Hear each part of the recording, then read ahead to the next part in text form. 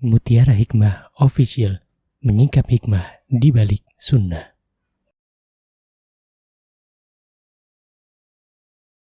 Salurkan donasi terbaik Anda untuk mendukung dakwah Mutiara Hikmah Official.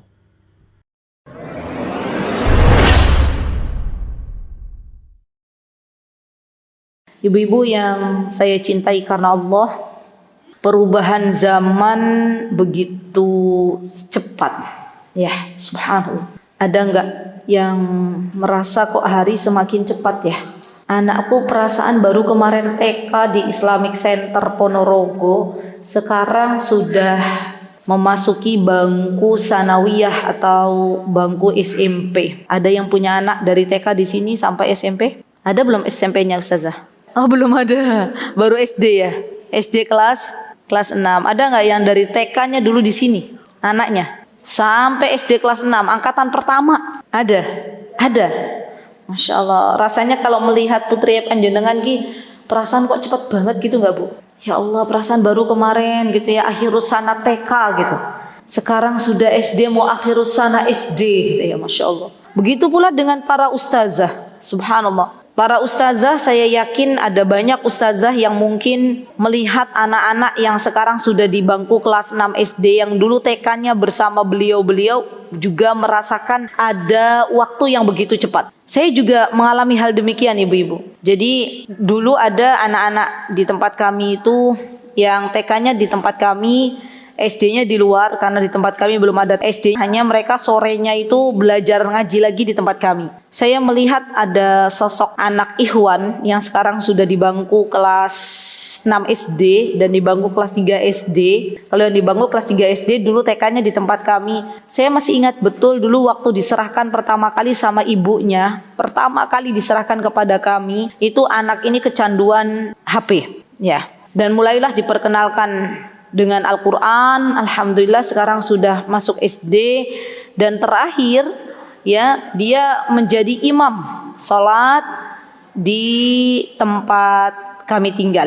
Jadi waktu itu maghrib, belum dijemput oleh ayahnya, dan kami persilahkan dia untuk menjadi imam. Alhamdulillah sudah mulai berani, Masya Allah. Dan saya melihat, ya Allah, Lele, kamu tuh dulu yang kalau pas masuk sekolah ki kerjaannya muter-muter lapangan, ya, kerjaannya udah dimandikan, masuk lagi ke saluran air irigasi, dimandikan lagi sama ustazahnya, ya, keluar lagi, muter-muter lagi. Sekarang Masya Allah, Allah salihkan, ya, subhanallah. Jadi saya mendapati, subhanallah, zaman ini, waktu ini begitu cepat, subhanallah. Dan inilah yang terjadi, ya akhwat. Kalau kita mager sebagai orang tua, malas gerak, nanti kita yang kepontal-pantil dalam mendidik anak-anak, kita yang terpontal-pontal dalam mendidik anak-anak. Anak-anak kita akan tumbuh begitu cepat. Apalagi yang memiliki anak-anak generasi Z. Tahu nggak generasi Z itu kelahiran tahun berapa? Kita ini generasi apa toh? Hah? Ada yang kelahiran tahun 80-an ke atas sampai 95? Kita ya Bu ya. Kita tuh namanya generasi Y, generasi milenial bagian pertama. Ya, kita. Kalau anak-anak yang dilahirkan dari tahun 95 sampai 2010, itu namanya generasi Z. Ada nggak yang punya anak lahir di tahun 95 ke atas sampai 2010? Cung di sini ada. Anaknya apa panjenengannya? Anak-anaknya ya. Ibunya generasi apa? Ibu generasi apa? Hah? Generasi Y, milenial ya. Masya Allah. Mbak lahir tahun berapa? Berarti generasi Z ya. Sudah punya anak belum? Hah? Belum. Berarti inilah contoh generasi Z. Ada contohnya. Jadi generasi Z adalah generasi yang lahir pada tahun 95 sampai 2010. Nanti tahun 2010 sampai 2000 sekarang itu namanya generasi Alpha. Ibu-ibu bingung gak sih? Kita nih mak-mak ada generasi Alpha, generasi Beta, generasi Z gitu. Itulah ya, para ahli menentukan sebuah generasi. Dan yang namanya generasi ini bukan diambil dari Al-Quran ataupun hadis, tapi ini masalah dunia. Jadi memang ada para peneliti yang meneliti dari perilaku-perilaku yang ada pada diri anak-anak. Jadi punya ciri khasnya sendiri masing-masing. Kalau dulu generasi kita nih Bu, ya, misalnya anak laki-laki, dia tidak nurut sama orang tua, dipukul sama orang tuanya. Nurut napa mboten? Nurut. Dijewer sama ibu guru di sekolah. Pulang ke rumah lapor ke orang tuanya kira-kira nerimo napa mboten? Nerimo. Itu generasi kita. Generasi Z dijewer sama Pak Guru update status. Tuh. Tadi Bu Guru, Bu Ustazah, misalnya Solo nggak ada Ustazah, Bu Guru jewer telinga saya di status. Nanti saya bersekolah di sini.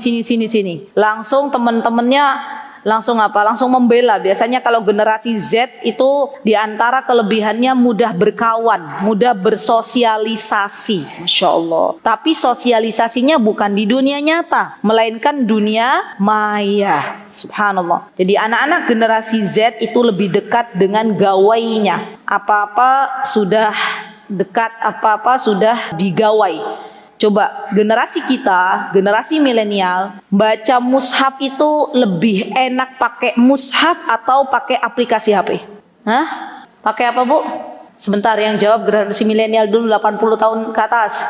Hah? Pakai mushaf. Generasi sebelumnya yang lahir tahun 40 sampai 65 ada? Ibu, ada nggak? Nenek-nenek, simbah-simbah? Ada? Mereka lebih senang mushafnya besar. Kenapa? Karena kacamatanya pakainya udah kayak gini. Ya. Sudah mulai apa? Bukan min lagi tapi plus. Ya. Sekarang ibu saya ikut. Beliau kemarin di Yogyakarta, beliau lahir tahun 66. Ibu saya lahir tahun 66. Kemarin pas di tempat kami itu tanya, ada mushaf besar nopo mboten? Mushafnya besar Bu. Ya. Senangnya begitu. Tapi anak generasi Z, ya jujur, senangnya baca Quran itu di mushaf apa di aplikasi HP? Aplikasi HP, betul. Subhanallah. Ya inilah memang ciri khas anak-anak generasi Z. Subhanallah. Dan anak-anak generasi Z, subhanallah, mereka tumbuh dalam keadaan adaptif. Maksudnya dia cepat menyatu dengan dunianya. Coba, anak-anak generasi Z itu Bu, kawannya sudah lintas negara Bu. Ibu-ibu paling kita generasi milenial kawannya lintas sekolah. Ya kita sekolah SMP di mana kawanan sama anak SMP mana gitu nggak? Kita kawanan sama SMA mana gitu kan? Yang sebaya-sebaya. Anak kampung bareng-bareng main petak umpet paling banter sama teman beda kampung gitu kan? Ketemuan kita kenalan sama beda kampung.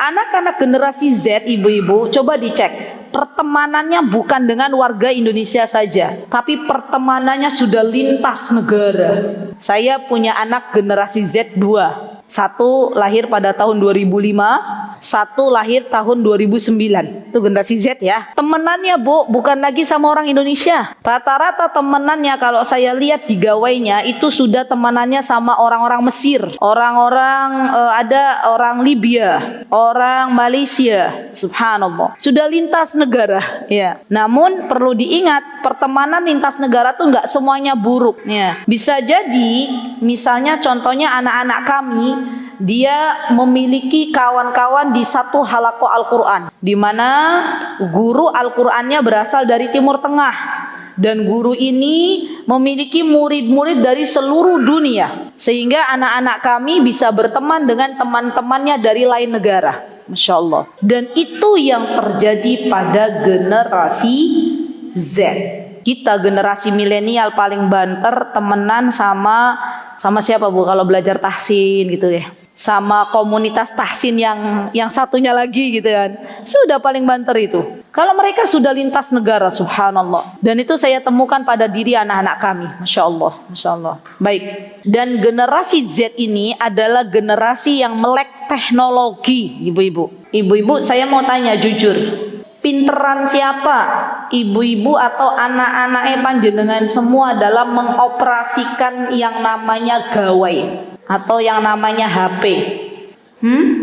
Siapa yang pinter? Kita atau anak-anak? Hah? Anak-anak ya? Kita itu generasi milenial kadang nggak update Bu. Saya diajari anak-anak, waktu itu ada gambar, nemu barang gitu ya. Terus saya tanya, itu tuh barangnya namanya apa tuh ya? Kata anak saya, Umi, sini Mi, barangnya dipoto, ya dipoto barangnya. Saya tuh nanti di searching, muncul semua. Hah, kok ada ya barangnya ya? Padahal nggak tahu nama barangnya itu apa. Saya belajar dari anak-anak masalah pergawaian, subhanallah. Dari masalah perhapean saya belajar sebagian dari anak-anak, tapi yang baik-baik. Ya. Sampai pernah suatu hari pun yang kecil, yang usia berapa Hamzah itu, usia 6 tahun belajar dari kakaknya. Tapi insya Allah masih dalam pantauan kami. Jadi waktu itu suami saya juga belajar dari anak kami yang kecil gitu ya. Katanya nyari mobil terbesar di dunia, sudah tinggal pakai buka Google mobil terbesar di dunia gitu ya. Kok mumet keluar semua gitu, wah mobil terbesar di dunia. Apalagi sekarang ada namanya aplikasi EA ya. Apa EA namanya? Ibu-ibu tahu nggak? Yang milenial apa itu EA? EA namanya ya, generasi Z ya. Itu lebih ngeri lagi daripada Mbah Google. Kalau Mbah Google kita tanya ibu-ibu, yang namanya Mbak Google itu paling banter berapa informasi gitu kan. Kalau AI itu ratusan bahkan ribuan bisa menyajikan sebuah informasi kepada kita. Subhanallah, subhanallah. Jadi kita ibu-ibu yang pada punya anak-anak generasi Z harus belajar bagaimana mendampingi mereka. Pola asuh yang kita sudah pelajari dari pendasaran itu dipakai, ditambah dengan pola asuh anak zaman sekarang. Coba saya cek dulu, ini kan sudah lama tidak ada kajian. Ibu-ibu sudah dapat apa di sini? Belajar parentingnya. Saya lupa ingat. Di sini belajarnya dari apa saja? Sudah belajar apa saja? Pendasaran sudah belum? Siapa yang nggak pernah alfa dari kajian? Pola asuh Rasulullah dalam mendidik anak-anak sudah pernah dapat belum? Jangan-jangan ibu-ibu bukunya baru semua ini. Buku catatannya baru ya? Subhanallah. Hah?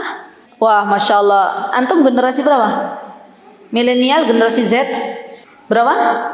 94 mendekati generasi Z lah ya. Sudah nyatetnya bukan di buku lagi, tapi di HP. Ya, Masya Allah. Gimana Mbak? Gak apa-apa. Gimana? Menjadi ibu yang dirindukan. Oke, poin-poinnya.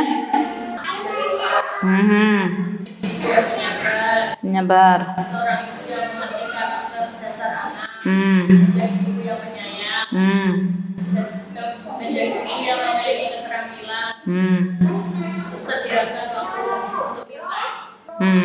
Oke, berarti pendasarannya sudah dapat. Baiklah. Sekarang yang kita ingin pelajari adalah mengenal generasi Z itu sendiri. Ibu-ibu yang saya cintai karena Allah, anak-anak generasi Z itu memiliki kekurangan dan kelebihan. Di antara kelebihan anak-anak generasi Z adalah keingintahuan mereka itu besar. Mereka ingin mempelajari hal-hal yang baru. Dan mereka biasanya kalau mempelajari hal baru lebih cepat daripada kita yang generasi milenial. Subhanallah. Iya enggak ibu-ibu? Anak-anak zaman sekarang itu kalau itu ada hal baru dan mereka suka, nggak pakai lama paham kok. Masya Allah. Dan itulah kelebihan generasi Z.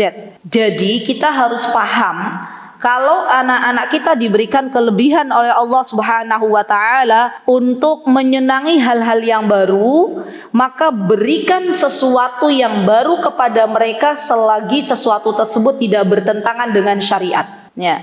Karena mereka itu ingin tahuannya lebih besar dan rasa belajarnya lebih dalam kalau mereka ingin, kalau mereka ada rasa pengen tahu.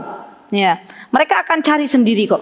Mereka akan cari sendiri. Contohnya misalnya ada seorang anak yang dia pengen tahu masalah manusia, ya. Maka biasanya anak-anak yang pintar ini dari generasi Z, dia akan menulis di Google apa itu manusia.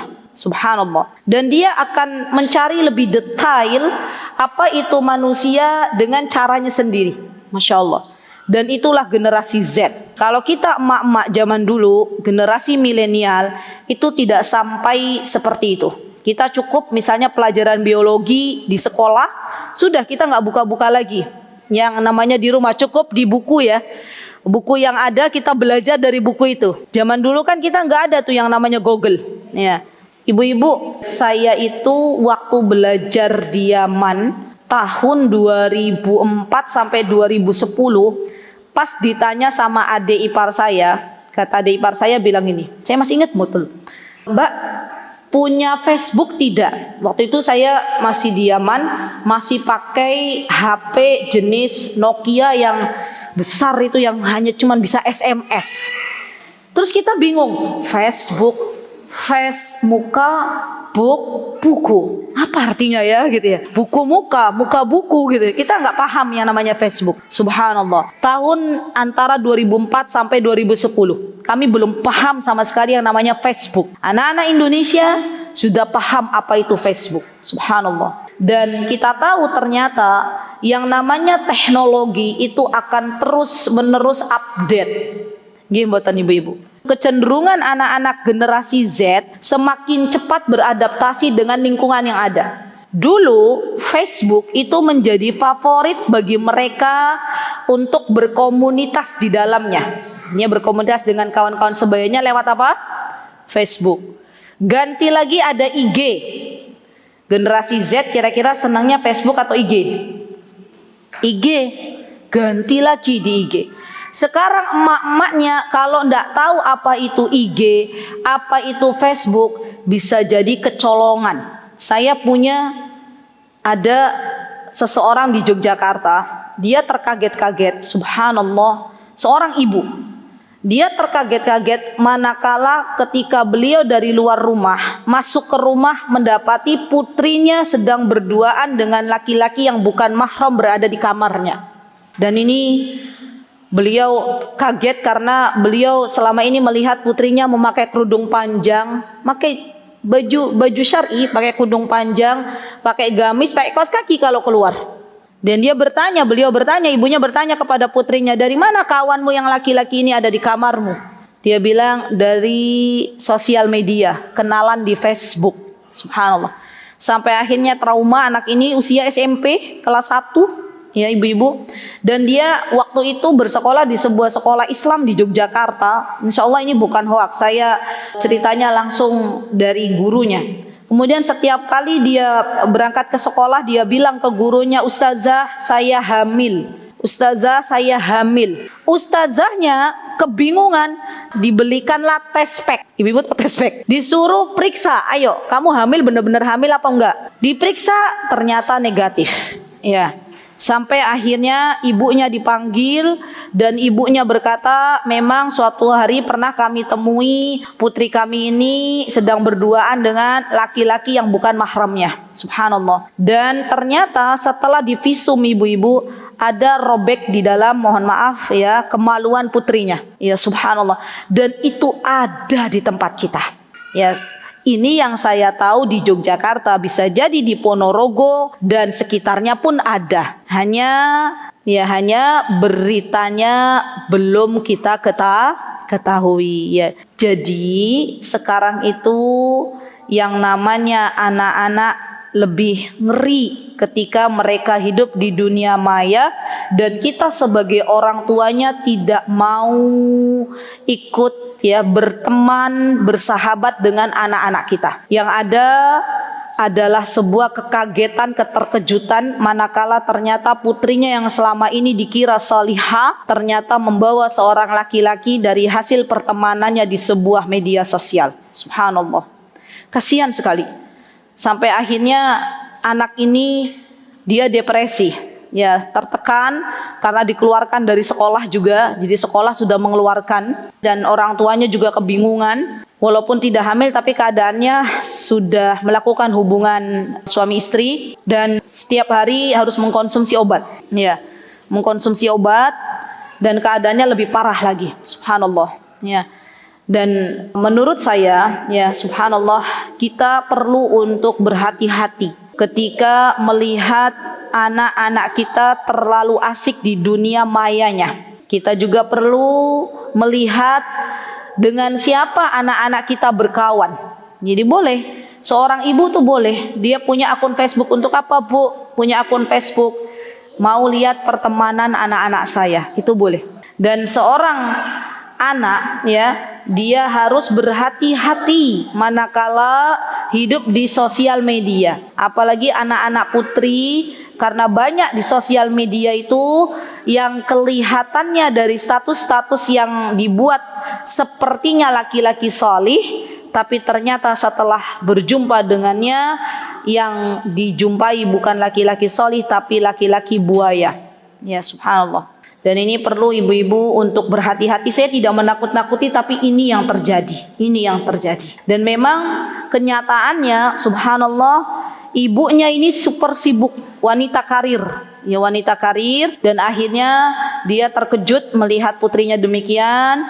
Kemudian berintrospeksi lagi, ya, apa yang salah dengan pengasuhan selama ini. Subhanallah. Allahu Akbar, ya, semua telah menjadi bubur, ya, dan tidak ada penyesalan yang terus-menerus dilakukan. Harus cepat bangkit dan meminta ampun kepada Allah Subhanahu wa taala manakala ternyata kita selama ini tidak mau melek teknologi karena ketakutan yang sangat luar biasa misalnya, ya, dan itu merupakan sebuah kesalahan ketika kita memiliki anak-anak generasi Z.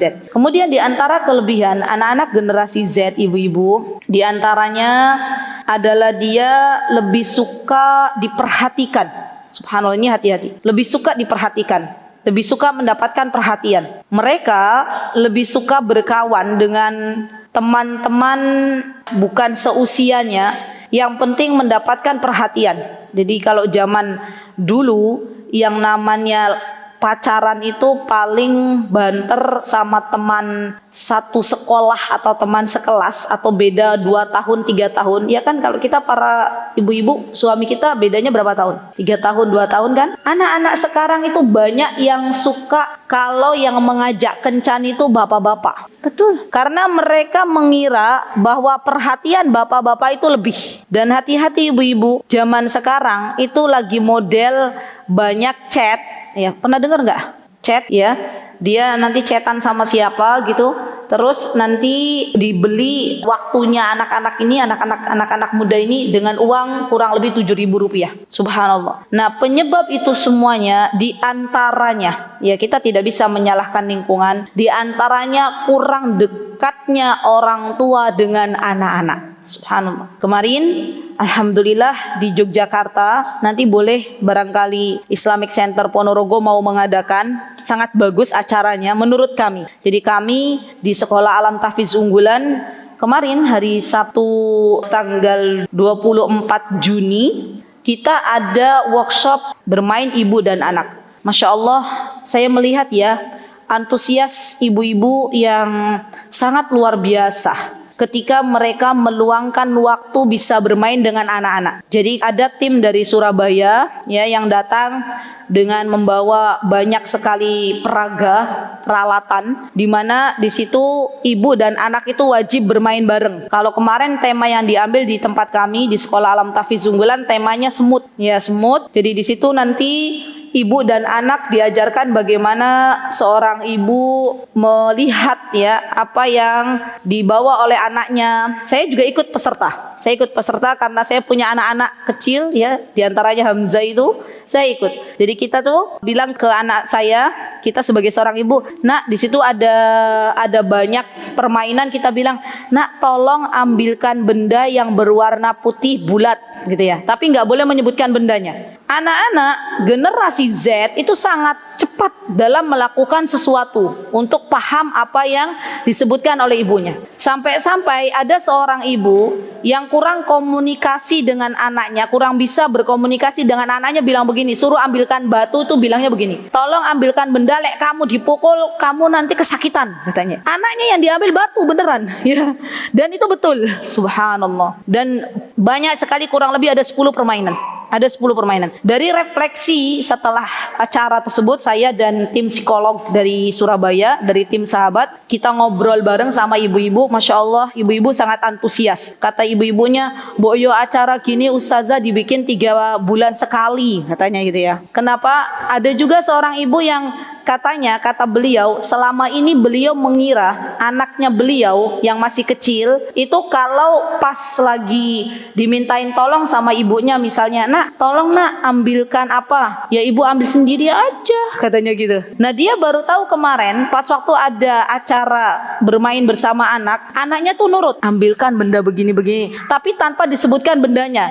Dia memang punya bahasa yang lebih apa ya, cara komunikasinya tuh nggak langsung tolong ambilkan gelas, tapi dibuat tolong ambilkan benda yang kayak kemarin ada lilin yang kalau mati lampu dia bisa dinyalakan. Ya anaknya ngambil benda-bendanya. Kata ibu ini ketika refleksi, ternyata anak saya nurut juga ya gitu ya. Cuman sayanya kurang bekal dalam berkomunikasi dengan putri saya. Subhanallah. Dan itu menurut saya bagus banget acaranya, Masya Allah. Sampai alhamdulillah wa syukurillah tidak terasa dari pagi sampai siang ibu-ibu bermain dengan anak-anaknya. Dan anak-anak alhamdulillah bisa tidak membawa HP pada waktu itu. Ya subhanallah. Allahu Akbar ibu-ibu, terkadang yang namanya anak, fitrah dari anak itu bermain. Catat ini baik-baik. Jadi anak-anak generasi apapun itu bermain tidak bisa terlepas dari fitrahnya.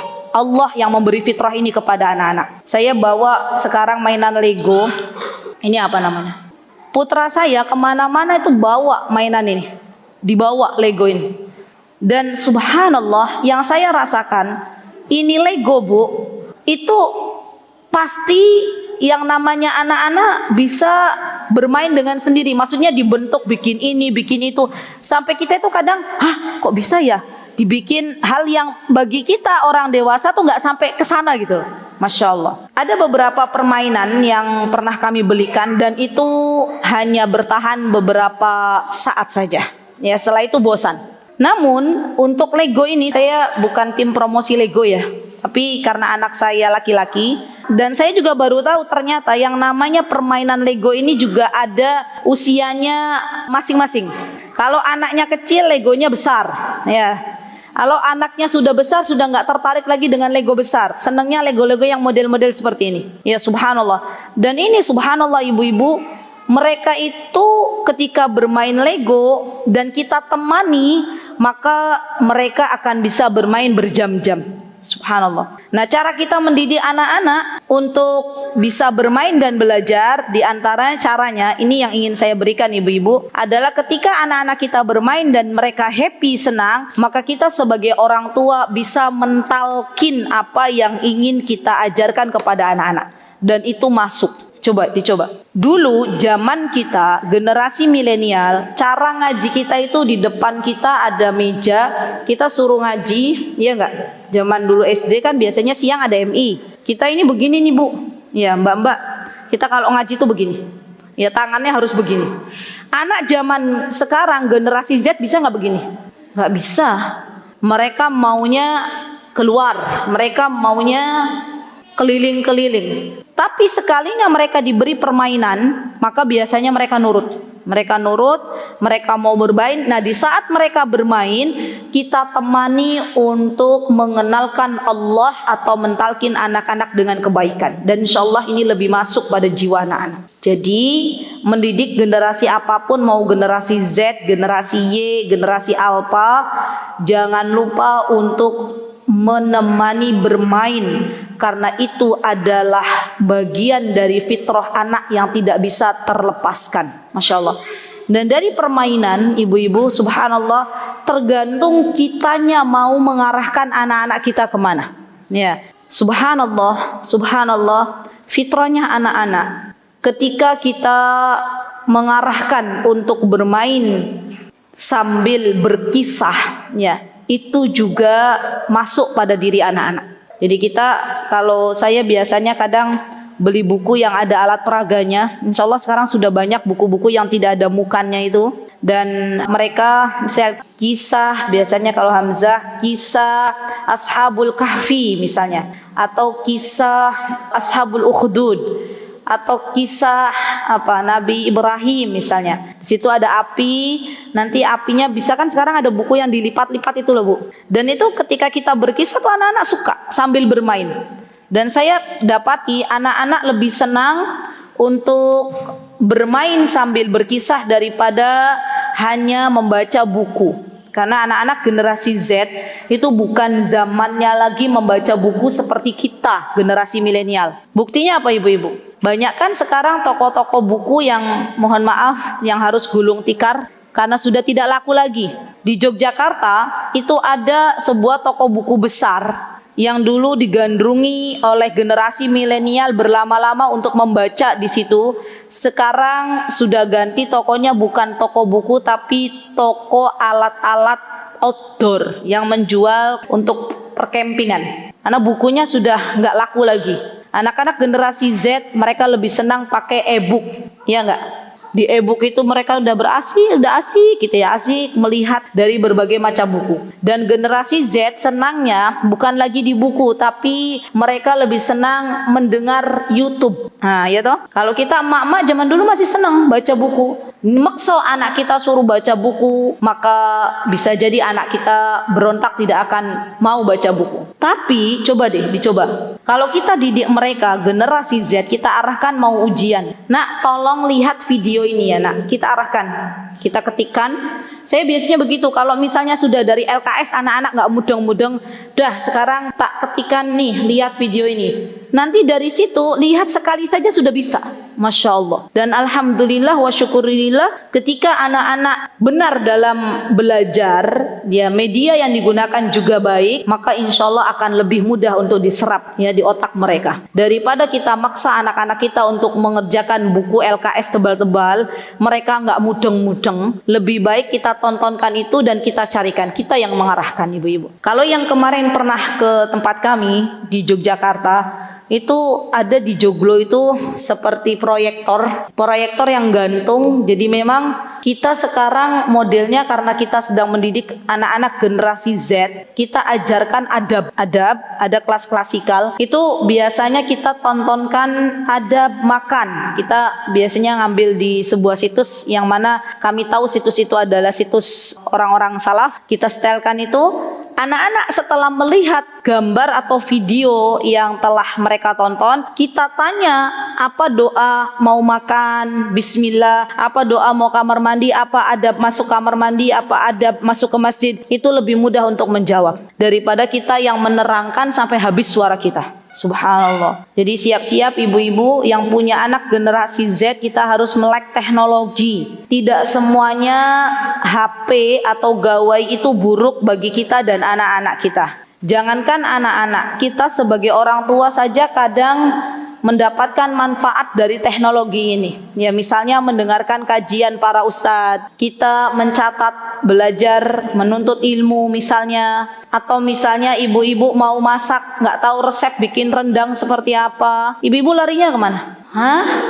Larinya kemana? Larinya ke apa tuh aplikasi yang Cookpad, nah ya kan? Rendang enak, seret gitu kan? Kalau zaman dulu kita di clipping gitu, ada nggak generasi mana tuh? Mbak-mbak ada ibu-ibu yang generasi kalau masakan tuh dari koran tuh dipotong resep-resep, clipping kan? Zaman dulu kita itu sabar-sabar loh.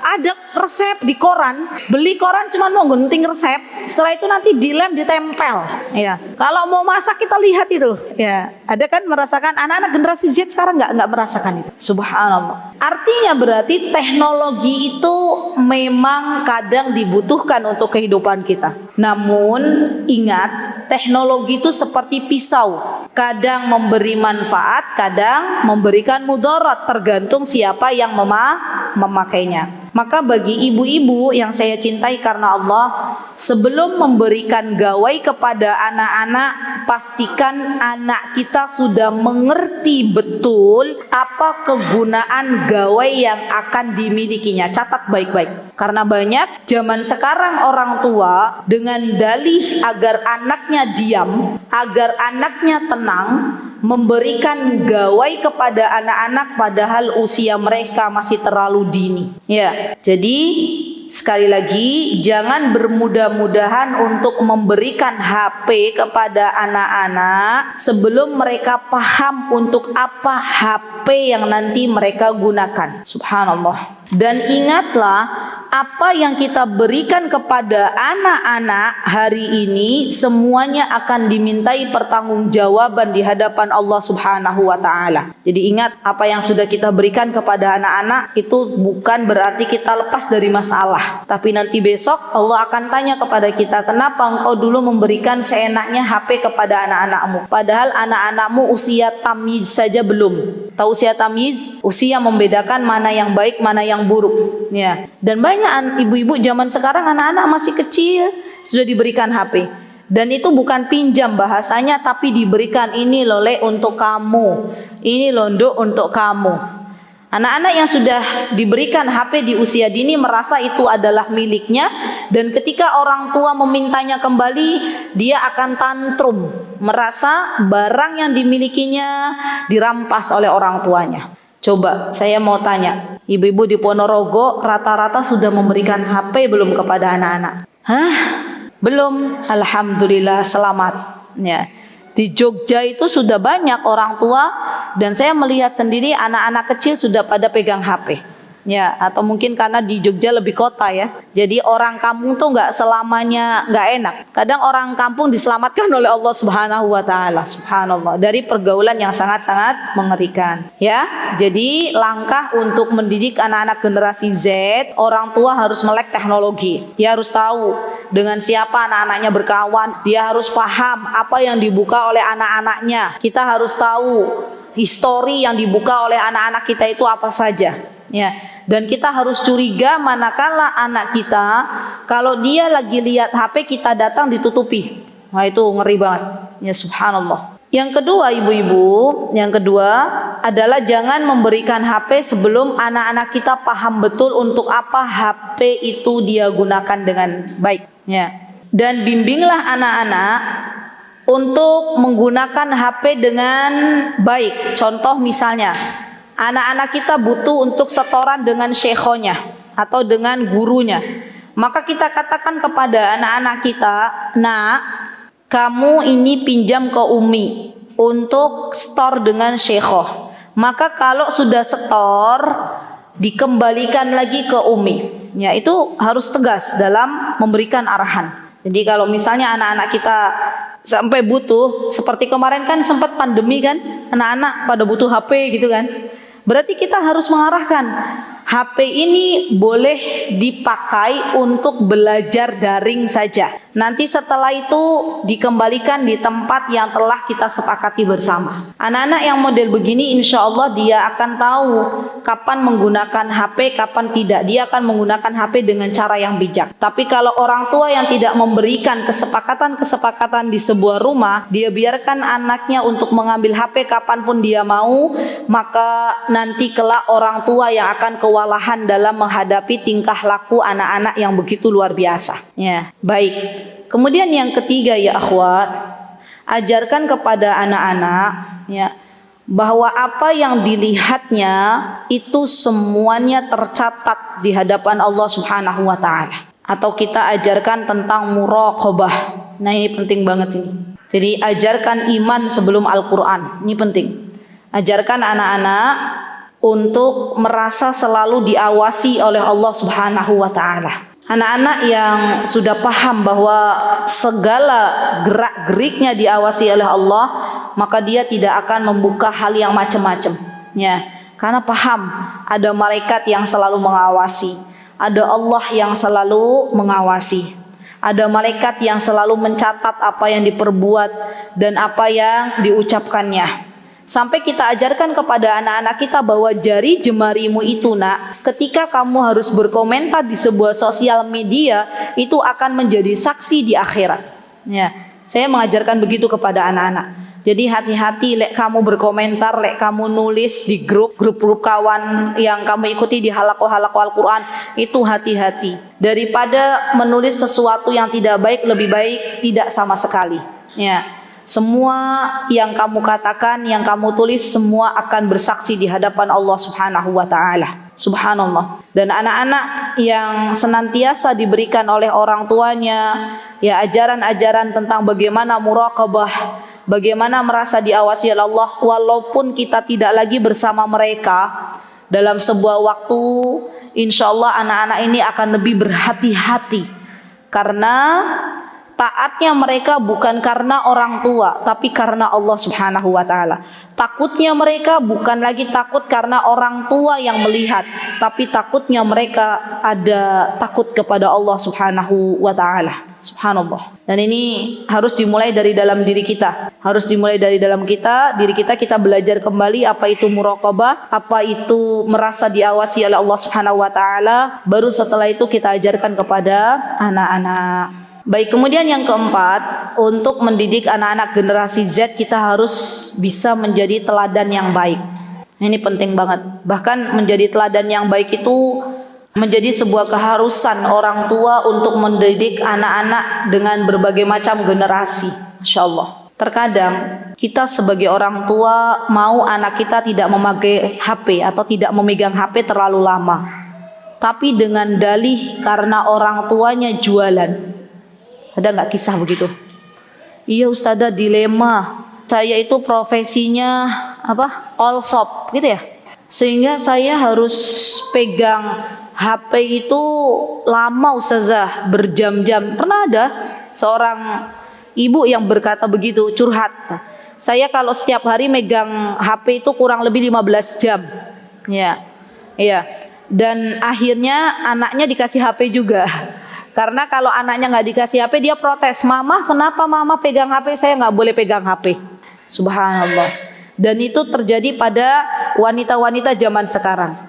Maka saya katakan perlu dipikirkan kembali apa dampak positif dan negatif seorang ibu-ibu yang jualan all shop. Kalau memang bisa diatur waktunya, mana waktu bermain untuk anak-anak, mana waktu untuk jualan, itu lebih baik. Atau mendelegasikan tugas-tugas yang sekiranya berhubungan dengan gawai, didelegasikan kepada para admin, itu lebih baik. Saya pun ibu-ibu yang mengurusi jadwal selama ini adalah para adminah dan para admin. Jadi mohon maaf kalau ada yang WA saya pas saya slow respon, dijawabnya 2 hari yang akan datang atau 3 hari yang akan datang. Ya, ini memang saya ingin menjadikan untuk anak-anak itu teladan yang baik, pengennya seperti itu.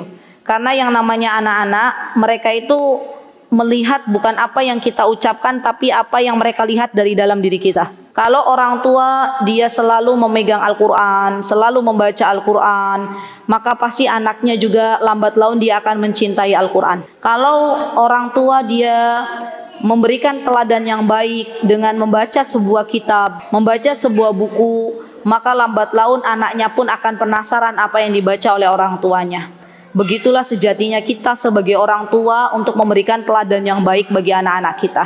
Ya, jadi jangan sampai alasan karena online shop atau karena all shop akhirnya mengorbankan masa-masa keemasan anak-anak.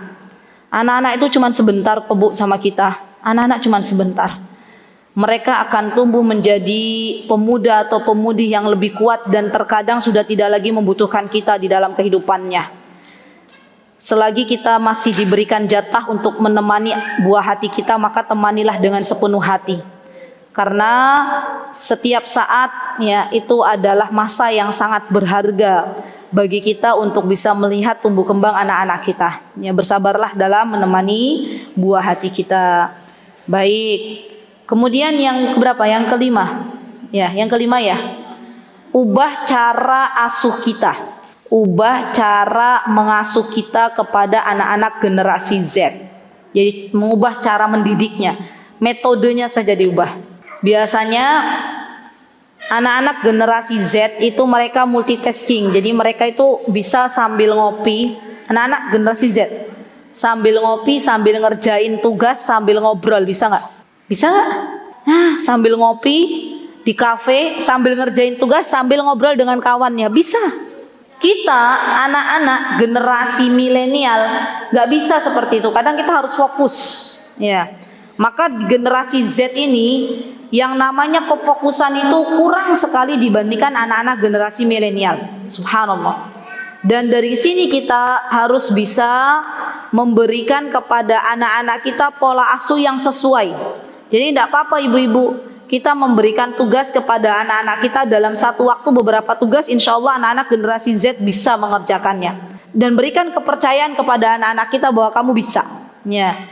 Jadi kadang kita itu seorang ibu terlalu khawatir. Ojo-ojo anakku ora iso, ojo-ojo anakku ora iso. Saya kemarin tuh putra saya yang laki-laki, kalau dulu putri-putri kami yang anak-anak perempuan sebelum SD itu sudah bisa baca. Yang ini yang laki-laki, sebelum dia Masya Allah, barakallahu fi, setiap malam minta dibacain buku oleh saya atau suami saya, oleh Ustadz Hanan dibacain buku. Mau dibacakan buku 100 buku, 1000 buku, dia nggak tahu seberapa tuh 1000 buku, pokoknya 1000 buku, 100 buku mau dibacakan, tapi belum bisa baca. Nah tahun ini mau masuk SD, saya yang bilang, Mas, ayo Mas, belajar baca. Jawabannya apa Bu? Anak-anak generasi Alpha, dia lahir tahun 2016. Dia bilang, Umi tuh loh Mi, nanti juga bisa Mi. Lah kok bisa kayak gitu? Nah sepeda aja kan kemarin yang betul, sepeda kita nggak ngajarin, sama sekali kita ngajarin. Saya sama suami saya yang kaget, Masya Allah Hamzah sudah bisa naik sepeda gitu ya. Belajar sendiri. Jawabannya ketika, ayo nak, belajar baca nak, nanti juga bisa gitu ya. Terus saya berdoa sama Allah, ya Allah kepiye caranya kayak jawabannya nanti juga bisa gitu ya. Ya Allah, padahal SD kan dia harus sudah bisa ya sekarang ya. Saya minta sama Allah, ya Allah kepiye caranya ya Allah, ya Allah. Jadi kalau baca buku, saya sodorkan buku, tahu buku zaman dulu kita itu loh. Sebenarnya bukan buku jadul sih, bukunya berwarna ibu-ibu. Kalau kita dulu buku jadul, buku hitam putih, apa? Sudah hitam putih, kertasnya burem lagi ya. Kita mau belajar, subhanallah. Itu kemarin saya belikan buku cara cepat membaca tanpa mengeja, tetap nggak mau. Ternyata apa? Setelah saya minta sama Allah, berdoa, ya Allah tunjukkan jalannya, gimana caranya. Dia bawa papan tulis, dia mungkin ini kasihan Umi tiap hari, ayo baca, ayo belajar baca gitu ya. Dia bawa papan tulis besar, terus saya suruh bilang begini, Umi kan dia suka gambar gitu ya. Nih sekarang bisa coba huruf A. A itu gambarnya kayak segitiga, terus ada palang begini kan, ada zret garis. Iya betul. Nah sekarang bisa nulis sendiri nama sendiri. Kok bisa ya nulis nama sendiri? Saya juga kaget. Subhanallah, ternyata caranya yang salah. Saya yang kurang update ya. Dia mau belajar huruf tapi dengan cara membayangkan gambar apa yang ada dalam huruf tersebut. Saya langsung beristighfar, astagfirullah wa atubu ilaik. Saya yang harus belajar lagi. Masya Allah. Ibu-ibu, pernah nggak sih kita bilang ke anak kita generasi Z, kita menasehati tapi ternyata dia kritis? Pernah? Pernah? Siapa yang punya anak generasi Z? Kita menasehati malah dia kritis. Kalau kita masih pakai pola asuh zaman dulu kalau kita dinasehati sama orang tua, kita harus bagaimana? Sendiko dawu, gitu ya. Kalau kita ngomong sedikit saja, orang tua kita marah nggak? Marah. Tapi anak zaman sekarang, kita beri nasihat, subhanallah, kadang mereka menjawab. Dan itulah anak-anak generasi Z ya. Jadi sekarang yuk jangan baperan lagi. Kalau anak kita bilangin kemudian dia berkata kembali, maka kita harus banyak-banyak berintrospeksi diri. Mungkin nasihat saya kurang tepat waktunya. Mungkin bisa jadi komunikasi saya yang belum pas. Mungkin ada sesuatu yang anak saya itu belum paham. Terus introspeksi diri. Kalau kita mau menyalahkan anak-anak 100% ibu-ibu dalam pola pengasuhan anak generasi Z, maka yang ada kita selalu baper. Ya, kita selalu menangis kenapa anakku begini dan begitu. Padahal itu disebabkan karena kurangnya kita belajar dalam mendidik generasi Z. Ya, siap ibu-ibu untuk menghadapi anak-anak generasi Z. Jadi beda pola asuhnya dengan pola asuh kita semuanya. Baik, terakhir ibu-ibu, untuk anak-anak generasi Z, seringlah ajak mereka untuk berdiskusi. Jadi mereka tuh suka kalau dimintai pendapat. Ya, mereka dengan senang hati bergaul dengan orang dewasa dan mereka senang ketika dimintai pendapat. Ya, kami sudah mempraktekkan itu di keluarga kami. Jadi ada meja makan, di mana meja makannya kami itu adalah aslinya tempat tidurnya Simbah, yang mana luasnya 200 kali 160 cm. Bisa dibayangkan dah Bu, besarnya ya segede ranjang. Dan itu kita ngobrol bareng di situ. Ya kadang suami saya yang tanya, Apa yang mau kamu lakukan nanti untuk target 10 hari pertama Idul Adha? Saya juga kadang tanya ke putri saya, target amal solih apa yang kamu ingin capai di 10 hari pertama Idul Adha? Mereka nulis, mereka suruh nulis. Dan nanti kita tanya apakah sudah tercapai targetnya. Jadi maunya diajak diskusi, bukan kita seakan-akan menggurui, bukan. Jadi mereka cara menasehatinya adalah dengan berdiskusi. Dan insya Allah anak-anak generasi Z akan lebih terbuka dibandingkan kita sebagai orang tuanya. Wallahu ta'ala alam. Yang pasti ibu-ibu sudah paham bahwa generasi Z itu berbeda dengan generasi milenial. Jikalau ada kebenaran datangnya dari Allah Subhanahu wa ta'ala, jikalau ada kesalahan datangnya dari saya pribadi, saya mohon maaf yang sebesar-besarnya. Aqulu qouli hadza wastaghfirullah li wa lakum wa akhiru da'wana alhamdulillahi rabbil alamin. Wassalamualaikum warahmatullahi wabarakatuh. Mutiara Hikmah Official, menyingkap hikmah di balik sunnah.